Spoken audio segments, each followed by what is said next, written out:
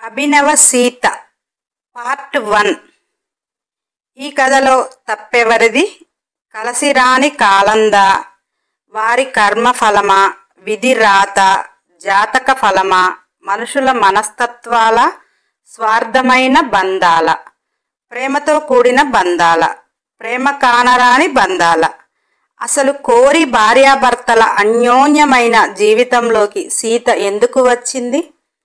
అసలు ఆ కుటుంబంలో సీత పాత్ర ఏమిటి? సీతకు ఆ కుటుంబం ఎందుకు బానిసను చేసుకుంది? ఒక 25 సంవత్సరాల సీత జీవితం అన్నీ తెలిసి భార్యాభర్తల జీవితంలోకి, ఒక కుటుంబంలోకి ఎలా వెళ్ళింది, ఎందుకు వెళ్ళింది? అనంత జ్యోతిల అన్యోన్య దాంపత్యంలో అసలు ఏమి జరిగింది? జ్యోతికి తెలిసి సీత వారి జీవితంలోకి వచ్చింది తెలిసినా కానీ జ్యోతి సీతను ఒక చీడ పురుగులా ఎందుకు చూస్తుంది? సీతను ఎందుకు భరించలేకపోతుంది? అనంత్ అన్నీ తెలిసి సీత జీవితంలోకి వెళ్ళి కూడా ఆమెనెందుకు చిత్రవదలకు గురి చేస్తున్నాడు? కుటుంబ పెద్దల వంశ గౌరవం కోసం చూస్తున్నారు కానీ ఒక ఆడపిల్ల మనసు ఎందుకు చూడలేకపోయారు? వారికి కూడా ఒక ఆడపిల్ల ఉంది కదా. సీతని డబ్బు పెట్టి కొనుక్కొని వారికి దాసీగా ఎందుకు చేసుకున్నారు? డబ్బు పెట్టి సీతను కొనుక్కోవలసిన అంత స్థితి వారికి ఎందుకు కలిగింది? సీతకు అత్త, మామ, ఆడపడుచు, మరిది, భర్త, సవతి ఇంతమందితో ఆమె పోరాడవలసిన అవసరం ఎందుకు వచ్చింది? సీత అన్నీ తెలిసి వెళ్ళినందుకు ఆమె కర్మ ఫలం అనుకుందా? తన జీవితం ఇంతే అనుకుందా? తన జీవితాన్ని మార్చుకునే ప్రయత్నం ఏమైనా చేసిందా? తన కుటుంబాన్ని మార్చుకునే ప్రయత్నం ఏమైనా చేసిందా? ఒక మంచి కుటుంబ విలువలు ఉన్న ఒక కుటుంబంలోకి, బంధాలు, బంధుత్వాలు, విలువలు తెలిసిన ఒక కుటుంబంలోకి సీత తెలిసి వెళ్ళి తన పడిన బాధలు ఏమిటి? ఆమె వేదన తీరుతుందా? ఆమె వయసు తెచ్చిన విరహం అనంతుని దగ్గర చేసిందా? సీత భర్త చెంతన ఉంటే పడే కష్టాలు. ఈ కుటుంబంలో అందరూ మహామహులే, అన్నీ తెలిసిన వారే. కానీ తప్పు ఎక్కడ జరిగింది, ఎందుకు జరిగింది? ఆ తప్పు వల్ల ఎవరి జీవితాలు బలవుతున్నాయి? ఎవరికి వారు మనశ్శాంతిని కోల్పోయారా? కుటుంబం మొత్తం మనశ్శాంతిని కోల్పోయిందా? ఒక సామాన్య కుటుంబంలో జరిగిన వింతలను, విడ్డూరాలను చూసేద్దాం రండి. ఒక కుటుంబంలో అత్తలోని మంచితనం, అత్తలోని చెడుతనం, 2 కోణాలలో సరికొత్త అత్త. మోడ్రన్గా ఉంటూ ఇష్టానికి ప్రవర్తించే ఆడబిడ్డ.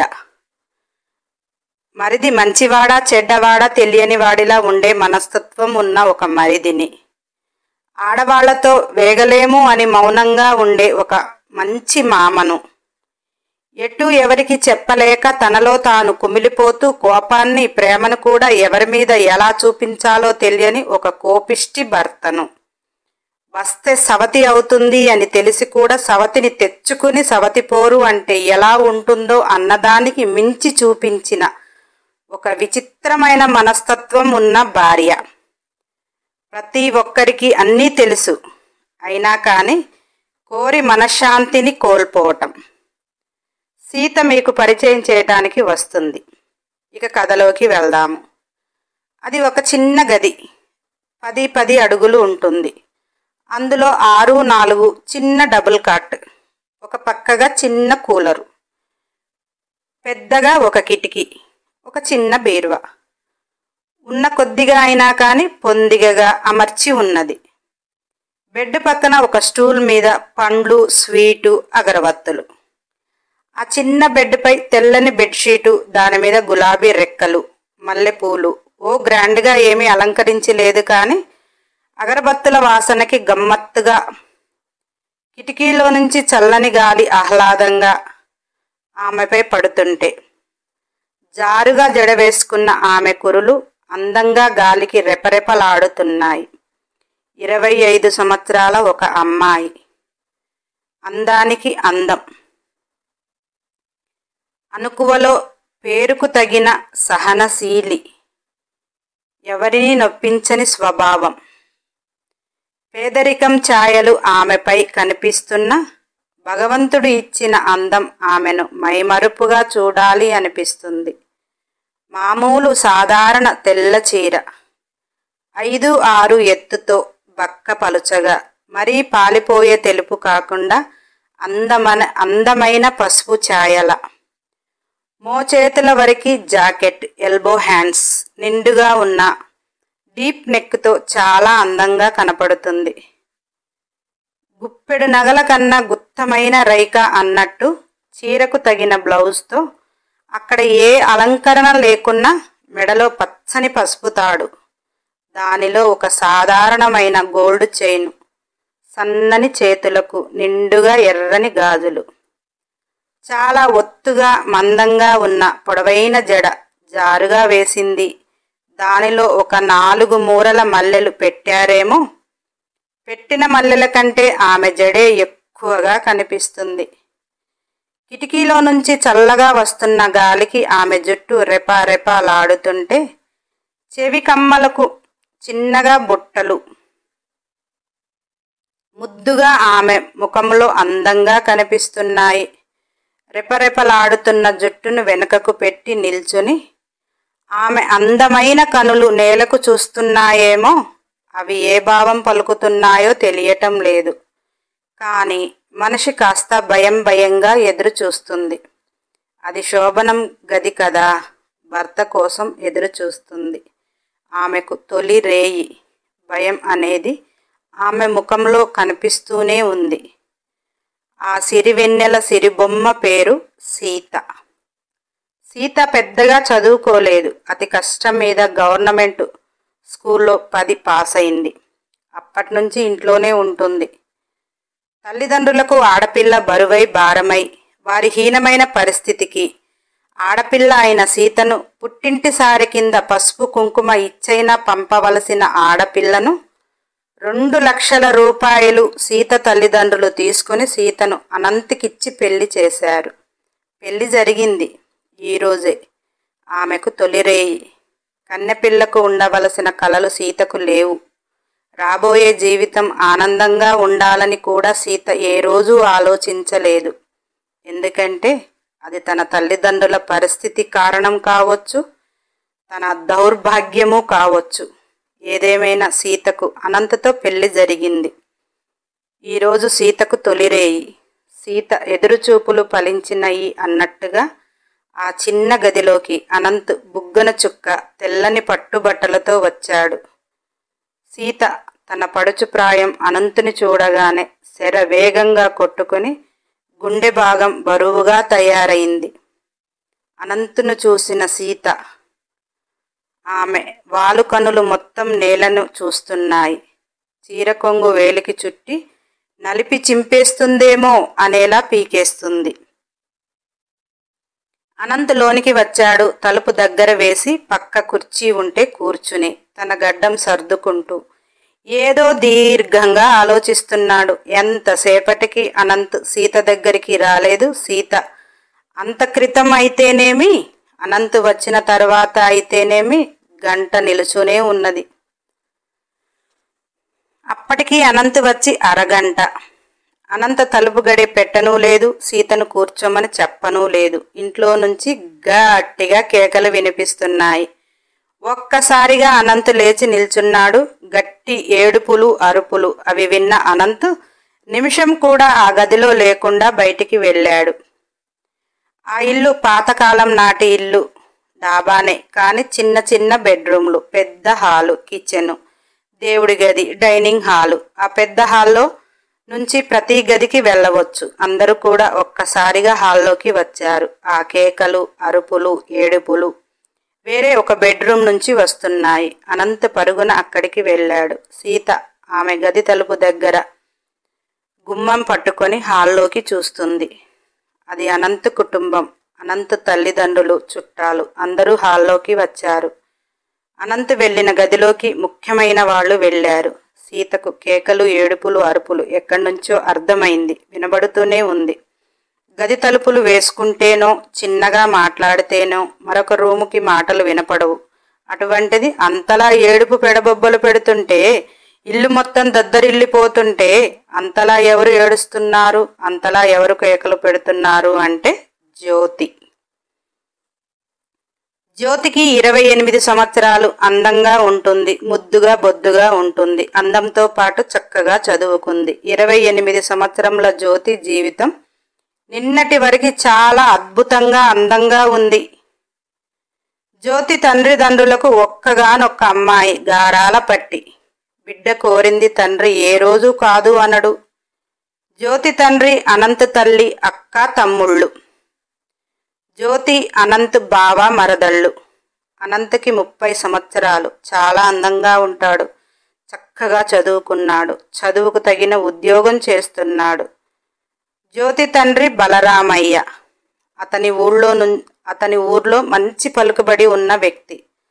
బలరామయ్య, సావిత్రమ్మ తోడబుట్టిన అక్క తమ్ముళ్ళు. సావిత్రమ్మని ఆమె తల్లిదండ్రులు గొప్ప కుటుంబానికి కాకపోయినా మంచి వ్యక్తి అయిన నారాయణకిచ్చి పెళ్లి చేశారు. నారాయణ సాధు స్వభావి. సావిత్రమ్మ, నారాయణ ఇద్దరి అన్యోన్య దాంపత్యానికి గుర్తుగా మొదట అనంతు, తరువాత సుమంతు, తరువాత శాంతి. ముగ్గురు పిల్లలు. 2 సంవత్సరాల గ్యాప్తో వారి కుటుంబం సంతోషంగా సాగుతుంది. బలరామయ్య అక్క పెళ్లి తరువాత తను పెళ్లి చేసుకున్నాడు. బలరామయ్య భార్య పేరు బాలామణి. వారి దాంపత్యానికి గుర్తుగా జ్యోతి. జ్యోతి, సుమంత్ రోజుల తేడాలో జన్మించారు. బలరామయ్య జ్యోతిని అపురూపంగా చూసుకుంటూ ఇక అతనికి పిల్లలు వద్దు అనుకున్నాడు. ఉన్న దాంట్లోనే బిడ్డను గొప్పగా చూసుకోవాలి అనేది అతని ఆలోచన. అందుకే జ్యోతి వాళ్లకు గారాల పట్టి అయినది. బలరామయ్యకు చిన్నప్పటి నుంచి ఇంటి ఆడబిడ్డగా సావిత్రమ్మ మాట జవదాటేవాడు కాదు. అక్క ఒక ఇంటికి పోయింది, ఆమెతో నాకెందుకు అని ఎప్పుడూ అనుకోలేదు. సావిత్రమ్మ మాట తల్లిదండ్రుల మాటలా భావిస్తాడు. తల్లిదండ్రులు చనిపోయాక బలరామయ్య అక్కలోనే తల్లిదండ్రులను చూసుకున్నాడు. ఆమెకు పుట్టింటి నుంచి ఎంత ఇవ్వాలో అంత ఇప్పటికీ పెట్టిపోతల కింద ఇస్తూనే ఉంటాడు. బలరామయ్య తోడబుట్టిన అక్కనే అంత అపురూపంగా ఇప్పటికీ చూస్తున్నాడు అంటే జ్యోతిని ఒక తండ్రిలా ఎలా చూశాడు, ఎంత అపురూపంగా చూశాడు. బిడ్డ అంటే ఎంత ప్రాణము ఆ తండ్రికి తెలుసు. జ్యోతికి చిన్నప్పటి నుంచి అనంత్ అంటే ప్రాణం. బావ అంటే ఆమెకు ఎంత ఇష్టము అంటే బావ చదువుకుంటున్నాడు అనేసి జ్యోతికి చదువుపై పెద్ద ఇంట్రెస్ట్ లేకపోయినా బావకు తగ్గ భార్యగా ఉండాలి అని తను పట్టుబట్టి చదువుకుంది. అనంతకు కూడా చిన్నప్పటి నుంచి తల్లి, మేనమామ ఇంటికి తీసుకుని వెళ్ళటం రావటం వల్ల అతని మనసులో జ్యోతి ప్రేమ తనపై ఎంత ప్రభావితం చేసింది అంటే జ్యోతిని కూడా అతను ప్రాణంగా ప్రేమించేలా. ఆమె ప్రేమ, ఆమె ఆరాధన, అతని కోసం పడే తాపత్రయం. అనంత్ అంటే జ్యోతికి చెప్పలేనంత పిచ్చి. జ్యోతికి వయసు వచ్చిన దగ్గర నుంచి బావ జపం తప్ప వేరే ఏ ఆలోచన లేదు. బావ కోసమే ఏదైనా చెయ్యాలి. బావే ఆమెకు ప్రాణం, బావే ఆమెకు లోకం. అనంత్ వస్తున్నాడు, అత్త సావిత్రమ్మ వస్తుంది అంటే జ్యోతికి ఎక్కడ లేని సంతోషం. ఊరంతా మా అత్తమ్మ వస్తుంది అని ఒక రౌండ్ చాటింపేసి వస్తుంది. వచ్చిన దగ్గర నుంచి వాళ్ళు వెళ్ళేదాకా జ్యోతికి తీరిక అనేదే ఉండకపోయేది. బావతో కబుర్లు, అత్తమ్మతో మాటలు, ఆటలు పాటలు, లోకమే తెలియకపోయేది. బావ వెళ్ళిపోతున్నాడు అంటే బిగ్గరగా ఏడ్చేది. చిన్నప్పుడే అందరూ సరదాగా ఇప్పుడే పెళ్లి చేసుకుని వస్తావా అని అంటే జ్యోతి వచ్చేస్తా అని అనేది. జ్యోతికి అనంత్ అంటే అంత పిచ్చి.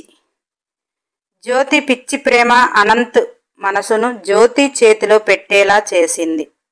జ్యోతికి ఇంటర్ అయిపోయింది, అనంత్కి డిగ్రీ అయిపోయింది. ఇంట్లో పెద్దలు పెళ్లి చేస్తాము అంటే అనంత్ నేను ఇంకా చదువుకొని ఉద్యోగం చేశాక చేసుకుంటాను అన్నాడు. బలరామయ్య అనంత్తో ఎదిగిన ఆడపిల్లని ఇంట్లో ఉంచుకోవటం బాగుండదురా అనంతు, పెళ్లి చేసుకున్నాక చదువుకో, అది బావాని గోల చేస్తుంది అన్నాడు. అనంత్ లేదు మామయ్య, నేను దానికి చెప్తాను, దానికి మాత్రం ఏమంత పెద్ద వయసు, ఇంకా చదువుకుంటుంది, నేను చెప్తాగా అని అనంత్ జ్యోతిని తన బైక్పై ఎక్కించుకుని బలరామయ్య పల్లెటూరులో ఉండేది కనుక జ్యోతిని బలరామయ్యకి ఉన్న మామిడి తోటలోకి తీసుకుని వెళ్ళాడు. అనంత్ ఎంత చెప్పినా జ్యోతి లేదు బావా, పెళ్లి చేసుకున్నాక చదువుకో, నేను నిన్ను డిస్టర్బ్ చేయను, అత్తతో ఉంటాను అని ఎంత గారంగా చెబుతుందో. అనంత్ నవ్వుకుంటూ జ్యోతిని దగ్గరికి తీసుకొని నుదుటిపై ముద్దు పెట్టి మనిద్దరం పెళ్లి చేసుకుంటే చదువు సాగదు, నేను లైఫ్లో సెట్ అవ్వటం కష్టంగా ఉంటుంది, ఎప్పుడూ ఇక నీ కొంగు పట్టుకునే తిరగాలి అని అనంత్ అంటే జ్యోతి మరి నువ్వు పెద్ద కాలేజీలో చేరాక అక్కడ ఎవరినైనా లవ్ చేసావనుకో అప్పుడు నా పనేమి అన్నది. అందుకే ముందు పెళ్లి చేసుకో, తర్వాత చదువుకో అని మారాన్ చేస్తుంది. అనంత్ పిచ్చి మొద్దు, నిన్ను కాక వేరే ఎవరిని చేసుకుంటాను, నిన్నే చేసుకుంటాను, ప్లీజ్ బంగారం అని బుజ్జగిస్తున్నాడు. జ్యోతి ఏమో బావా, నువ్వు పెద్దగా చదువుకోపోయినా నన్ను వదిలేస్తే నేను మాత్రం బతకను అన్నది.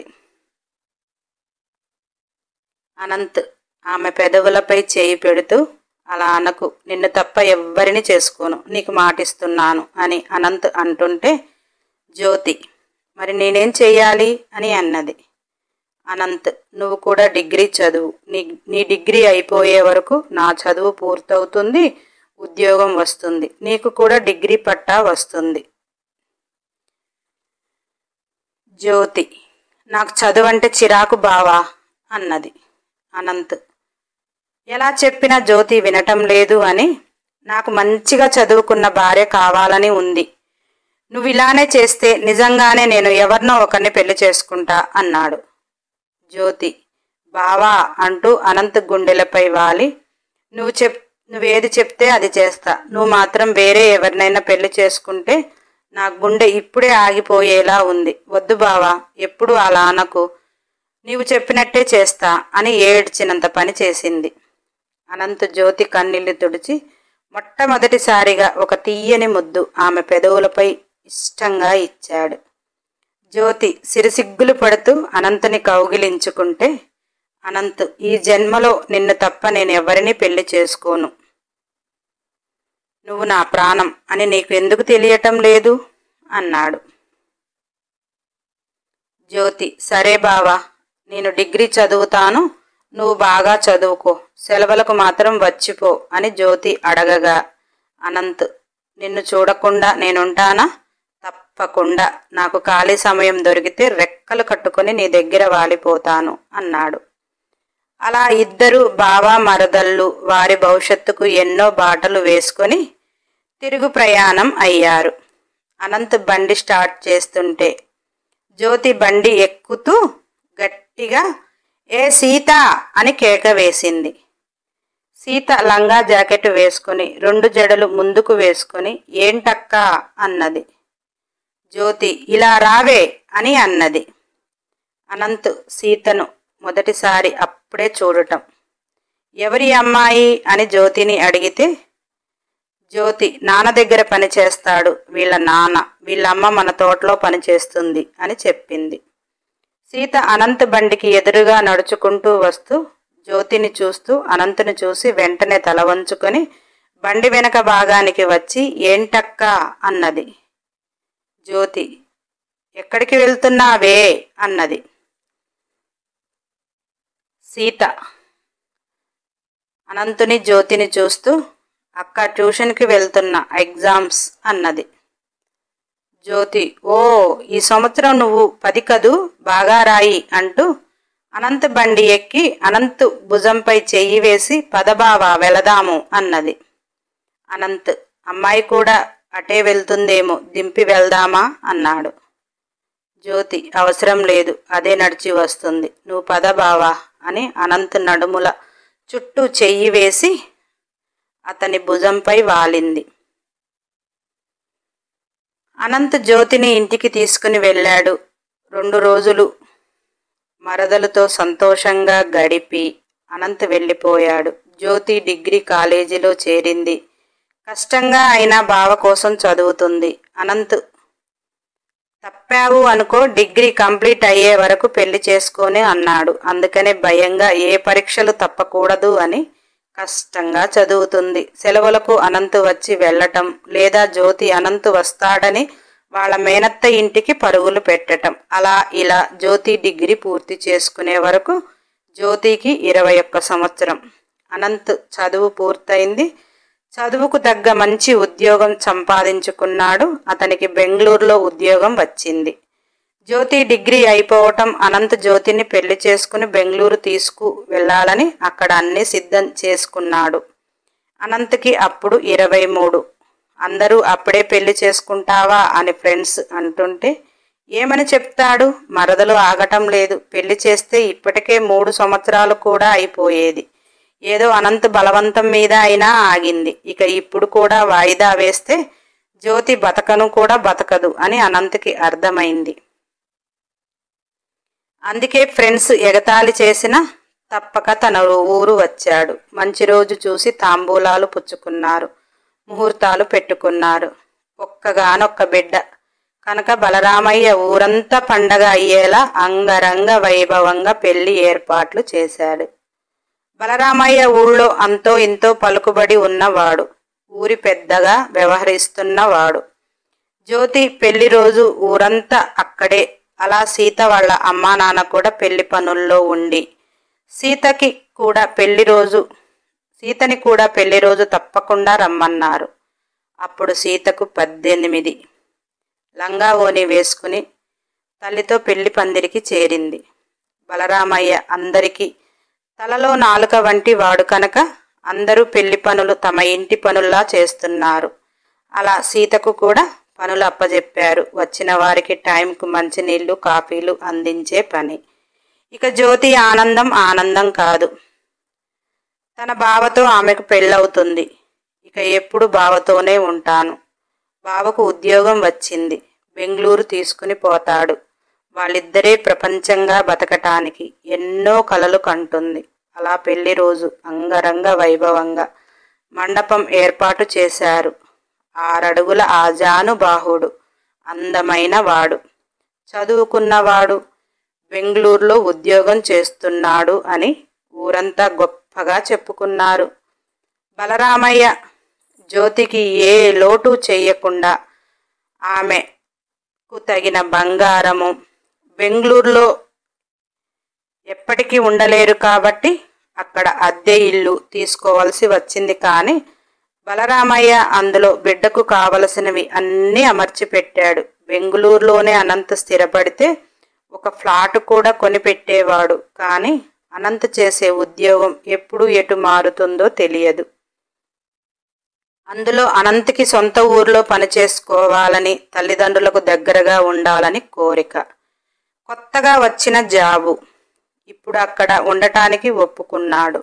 అందుకనే బలరామయ్య బెంగళూరులో అల్లుడికి ఇల్లు కొని పెట్టాలి అనుకోలేదు. పెళ్లి సమయం ఆసన్నమైంది. అనంత్ మండపానికి చేరుకున్నాడు. సకల మర్యాదలతో బలరామయ్య అల్లుడికి ఆహ్వానం పలికాడు. అనంత్ మండపంలో కూర్చుంటే బలరామయ్య, బాలామణి ఇద్దరు అనంత్కి కాళ్ళు కడిగి నెత్తిన చల్లుకొని కన్యాదానం చేసి ఆడపిల్ల బాధ్యతను సకల లాంఛనాలతో తీర్చుకుంటున్నారు. కానీ భార్యాభర్తల మది దుఃఖిస్తుంది. ఆనందించాల్సిన టైంలో కూడా వారి గుండెలో బాధ తన్నుకొని ఎంతగానో దుఃఖించారు. ఎందుకంటే ఆడపిల్లని కన్యాదానం చేసి ఒక అయ్య చేతిలో పెట్టాక ఆ పిల్ల బాధ్యత తీరినట్టే. ఆ అమ్మాయి ఇక వారి ఇంటికి ఏదో పండక్కి పబ్బానికి వస్తుంది. అందుకే అంటారు, ఆడపిల్ల ఆడపిల్లే, ఈడపిల్ల కాదు అని. అలా అనంత్ జ్యోతిలు మండపంలో చిలక గోరింకల వలె సంతోషంతో ఉన్నారు. వారిద్దరినీ అలా జంటగా చూస్తున్న అందరికీ కనుల విందుగా ఆనందంగా. జ్యోతి ఎంత అదృష్టవంతురాలు! ఊరందరూ పొగిడారు. అనంత్ జ్యోతి మెడలో 3 ముళ్ళు వేస్తుంటే జ్యోతి ఆనందం కాదు. జ్యోతికి దుఃఖంతో కూడిన నవ్వు విపరీతంగా వచ్చింది. ఇక నా బావ నన్ను వీడడు అనే ఒక ఆనందం, తన కల నెరవేరింది అని అమితానందం. అలా అనంత్ జ్యోతి మెడలో 3 ముళ్ళు వేస్తుంటే సీత వాళ్ళని ఆనందంగా చూస్తుంటే సీత తల్లితో ఎవరో, నీ బిడ్డకెప్పుడు పెళ్లి చేస్తావే అన్నారు. సీత తల్లి, దానికి కళ్యాణ గడియలు వస్తే ఆగుతాయా? చూస్తూనే ఉన్నాము సంబంధాలు. కూటికి పేదలం అయ్యాము మేము, కానీ కులానికి కాలేదు కదా. పిల్ల అందంగా ఉంది అంటారు, లేనివాళ్ళు చేసుకోవటానికి రావటం లేదు. ఉన్నవాడికి మేమేమీ ఇవ్వలేము అని చేసుకోవటం లేదు. ఆ భగవంతుడే దానికి ఏ దారో చూపిస్తాడో అని సీత తల్లి అంటుంటే. నెక్స్ట్ ఎపిసోడ్ కోసం సబ్స్క్రైబ్ చేయండి. నా మంచి బంగారాలు కాదు, ఖచ్చితంగా లైక్ చేయండి. కంపల్సరీ కామెంట్ చేయండి. అన్ని ఎపిసోడ్ల కోసం బెల్ ఐకాన్ టచ్ చేయండి. వీలైతే షేర్ చేయండి.